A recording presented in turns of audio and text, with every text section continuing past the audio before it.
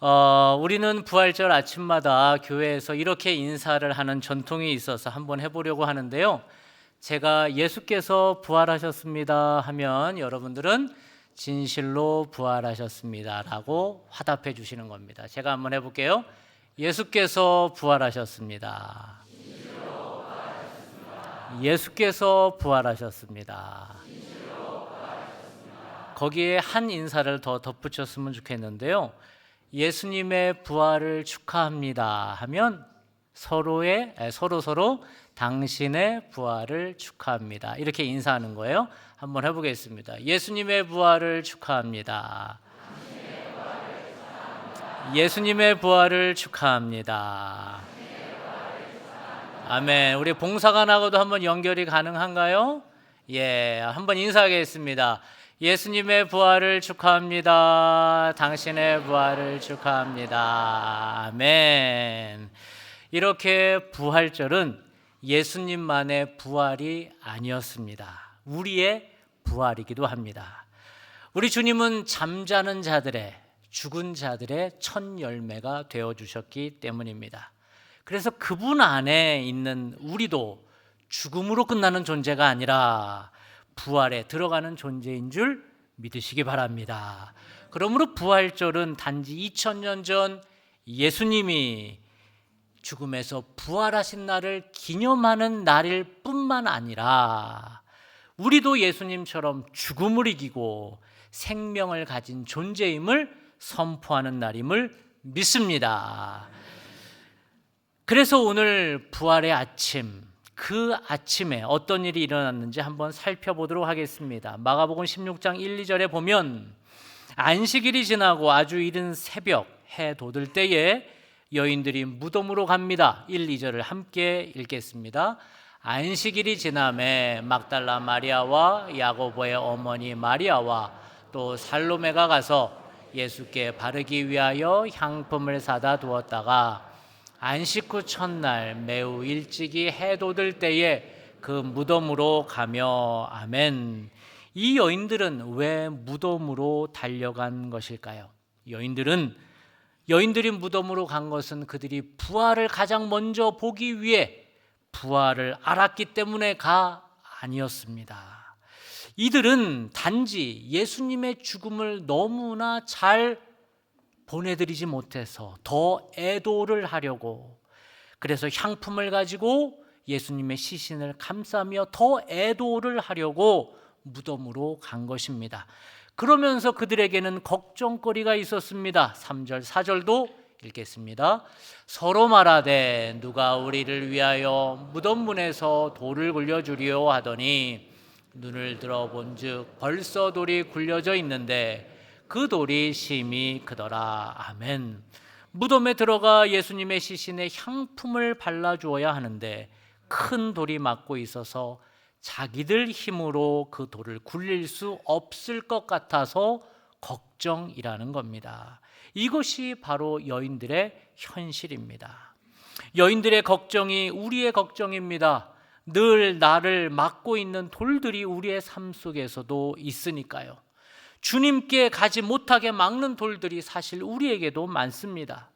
우리 주님은 부활하셔서 벌써 죽음의 자리에서 일어나셔서 제자들보다 여인들보다 갈릴리로 가셨는데 우리는 우리 눈앞에 있는 돌들만 바라보고 있는 것입니다. 그 사람만 생각하면 내 마음에 큰 돌이 있는 것 같이 마음이 무겁고, 그리고 배우자와 자녀를 바라보면, 일터를 염려하면, 미래를 생각하면 마음을 짓누르는 그 돌 때문에 얼마나 마음이 답답하고 또 무겁습니까? 그게 우리의 현실이라는 것입니다. 그런데 여인들이 눈을 들어 보았을 때 놀랍게도 그 돌은 이미 굴러져 있었습니다. 여인들이 치운 것이 아닙니다. 제자들이 도운 것이 아닙니다. 하나님이 이미 하신 것입니다. 이것이 부활의 복음입니다. 내가 굴릴 수 없는 돌을 하나님이 먼저 치워 주셨다는 것입니다. 내가 해결할 수 없는 죽음의 문제를 하나님이 먼저 여셨다는 겁니다. 우리는 아직 슬픔 속에 걸어가고 있는데 하나님은 이미 부활의 문을 활짝 열어놓으신 줄 믿으시기 바랍니다. 그런 후에 여인들이 무덤 안으로 들어갔을 때 그들이 본 것은 예수님의 시신이 아니라 빈 무덤이었습니다. 5절 6절도 함께 읽겠습니다. 무덤에 들어가서 흰옷을 입은 한 청년이 우편에 앉은 것을 보고 놀라매 청년이 이르되 놀라지 말라. 너희가 십자가에 못 박히신 나사렛 예수를 찾는구나. 그가 살아나셨고 여기 계시지 아니하니라. 보라, 그를 두었던 곳이니라. 아멘. 이것은 단순히 시신이 없어졌다는 말이 아닙니다. 이것은 죽음이 더 이상 예수님을 붙들어둘 수 없다는 선포입니다. 무덤은 예수님의 마지막 목적지가 아니었습니다. 죽음은 예수님의 최종 결론이 아니었습니다. 예수님은 죽음의 권세를 깨트리고 진실로 살아나셨다는 말입니다. 그런데 이 부활의 복음은 예수님에게만 머물지 않습니다. 아까 우리가 인사했듯이 예수님도 우리에게 이 부활을 주십니다. 그러나 이 부활은 그냥 얻는 것이 아닙니다. 우리가 죽어야 산다고, 예수님처럼 죽어야 부활한다고 예수님은 늘 말씀하셨습니다. 요한복음 12장을 함께 읽겠습니다. 내가 진실로 진실로 너희에게 이르노니 한 알의 밀이 땅에 떨어져 죽지 아니하면 한 알 그대로 있고 죽으면 많은 열매를 맺느니라. 마가복음 8장도 읽습니다. 누구든지 자기 목숨을 구원하고자 하면 잃을 것이요 누구든지 나와 복음을 위하여 자기 목숨을 잃으면 구원하리라. 아멘. 내가 죽을 때 부활한다는 것입니다. 그래서 교회는 부활절 아침마다 내가 죽어야 산다는 고백을 예식을 통해서 행했습니다. 그 예식이 무엇일까요? 세례식입니다. 세례는 단순히 목사님 저 이제 교회 다니겠습니다 라는 결단이 아닙니다. 세례는 제가 좀 더 착하게 살아보겠습니다 라는 결심도 아닙니다. 세례는 예수님 안에서 내가 죽는다는 고백입니다. 이제 내가 예수님 때문에 산다는 결심입니다. 세례는 원래 물이 많은 바다나 강에서 집례를 했습니다. 그리고 집례자는 수세자에게 세례를 주면서 그 강물에, 바닷물에 푹 잠기게 했습니다. 머리까지 잠기게 했습니다. 한참을 물속에 잠기게 합니다. 심지어 어떤 분들은 나오려고 하면 머리를 눌러서 나오지도 못하게 합니다. 왜요? 세례는 죽는 시간이니까요. 그러면서 수세자는 생각합니다. 아, 내가 이렇게 예수님 안에서 죽는 거구나. 여러분, 세례에 대한 초기 교회의 기록은 어떨 것 같습니까? 벌써 2000년 전 초기 교회는 세례에 대해서 이렇게 기술하고 있습니다. 성경 다음으로 오래된 희귀 문서가 100년 AD 100년경 시리아 지역의 어느 교회에서 성례전을 어떻게 행했는지 보여주는 예식서가 발견이 됐습니다.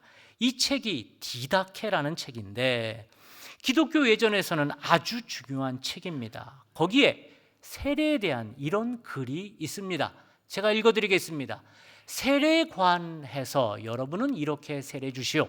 이 모든 것들, 세례 교육 내용을 먼저 말하고 나서 아버지와 아들과 성령의 이름으로 살아있는 물, 웅덩이에 고여있는 썩은 물이 아니라 강물이나 샘물로 세례 주시오. 만일 살아있는 물이 없으면 다른 물로 세례 주시오. 찬물로 할 수 없으면 더운 물로 하시오. 둘 다 없으면 아버지와 아들과 성령의 이름으로 머리에 3번 부으시오. 그래서 저도 3번 부을 예정입니다. 그런데 초기 교회에서 이런 세례 교육은 몇 주나 했을 것 같습니까? 교부인 히폴리투스의 사도전승이라는 책에 따르면 예비신자들, 즉 세례를 받기 원하는 사람은 무려 3년간 교육을 했습니다. 그래서 조금 축소된 형태가 며칠 동안 교육하느냐? 우리가 어제까지 무슨 절기였죠? 사순절인데 그 40일 동안 세례 교육을 받는 것으로 그나마 축소가 됐습니다. 한국 교회는 어떨까요? 한국 교회는 한 번 혹은 두 번 교육하고 그칩니다. 그래서 우리 교회는 이건 너무 아니다 싶어서 이 중요한 세례 교육을 3년 혹은 40일은 못할지언정 4주는 하자라고 결정을 하고 올해부터는 예년에 2주 교육에서 4주 교육으로 2배나 확 늘렸습니다. 그래서 이제 입교와 세례 받겠다는 분들이 확 줄었습니다. 이미 받으신 분들은 일찍 받으시기 잘하셨습니다. 그리고 오늘 입교와 세례 받으시는 분들을 그럼에도 불구하고 받으셨으니 너무너무 귀하십니다. 이렇게 부활절에 교회는 세례식을 행합니다. 이 날은 내가 죽고 예수로 다시 태어나는 날이기 때문입니다. 또한 세례를 이미 받은 성도님들은 이 부활절에 내가 이미 받은 세례를 재확인하는 시간을 갖습니다. 죄의 길에서 다시 돌이키겠다고, 내 안에 생명 주신 성령과 늘 소통하는 삶을 살겠다고 다시 결단하는 것입니다. 그것이 부활절의 핵심입니다. 그리고 나서 우리 주님은 부활하셔서 무엇을 하셨을까요? 7절을 같이 읽겠습니다. 가서 그의 제자들과 베드로에게 이르기를 예수께서 너희보다 먼저 갈릴리로 가시나니 전에 너희에게 말씀하신 대로 너희가 거기서 배우리라 하라 하는지라. 아멘. 예수님은 부활하셔서 먼저 갈릴리로 가셨습니다. 그럼 예수님은 갈릴리에 가셔서 무엇을 하셨습니까? 예수님은 제자들에게 식탁을 차려주셨습니다. 요한복음 21장을 읽겠습니다. 예수께서 이르시되 와서 조반을 먹으라 하시니 제자들이 주님이신 줄 아는 고로 당신이 누구냐 감히 묻는 자가 없더라. 예수께서 가셔서 떡을 가져다가 그들에게 주시고 생선도 그와 같이 하시니라. 아멘. 부활절 아침 예수님은 제자들에게 식탁을 차려주십니다. 그것이 곧 성찬입니다. 그래서 부활절 아침에는 이 앞에 놓인 대로 성찬식을 하는 것입니다. 이것은 놀랍습니다. 부활하신 예수님은 우리를 그냥 살려만 두고 알아서 살아라 라고 하신 것이 아니라 우리를 먹이시며 우리를 살려주시는 분입니다. 세례를 통해 새로 태어난 여러분, 그리고 부활의 생명을 받은 우리는 주님의 식탁으로 이제 나아갑니다. 세례가 죽음에서 부활로 들어가는 문이었다면 성찬은 그 문에 들어가 생명을 계속 살아가게 하는 양식을 먹으며 살아나는 시간입니다. 그래서 이제는 우리는 더 이상 세상의 것으로 배부르려 하지 않습니다. 세상의 인정, 자랑, 성공, 쾌락으로 내 영혼을 채우려 하지 맙시다. 그것들은 우리를 잠시 흥분, 각성시킬 수는 있어도 영원히 살리지는 못합니다. 커피로, 콜라로 우리를 잠시 깨울 수 있어도 그것은 우리의 영원한 양식이 되지 못합니다. 부활의 사람은 부활의 음식을 먹어야 합니다. 주님이 주시는 떡과 잔, 곧 예수님을 먹어야 합니다. 이 부활의 아침 우리는 죽음에 속한 사람이 아니라 생명에 속한 사람임을 선포합시다. 우리는 절망에 매인 사람이 아니라 부활의 약속을 받은 사람인 줄 믿으시기 바랍니다. 우리는 세상의 음식으로 사는 사람이 아니라 주님이 차려주신 생명의 식탁으로 사는 사람임을 선포합시다. 예수님이 부활하셨습니다. 진실로 부활하셨습니다. 그리고 그 부활이 오늘 우리의 부활이기를, 그리고 우리의 가정과 일터의 부활이 되기를, 그리고 이 땅의 모든 교회들의 부활이 되기를, 그리고 전쟁 중에 떨고 있는 중동 땅의 부활이 되기를 주님의 이름으로 축복합니다. 기도합니다. 부활하신 주님, 우리 앞을 가로막는 돌보다 크신 부활의 주님을 믿게 하시니 감사합니다. 이 부활의 아침 세례의 은혜를 기억하며 날마다 옛사람은 죽고 새 사람으로 살게 하옵소서. 주님이 차려주신 생명의 식탁으로 우리를 먹이셔서 절망의 사람이 아니라 부활의 사람으로 살아가게 하옵소서.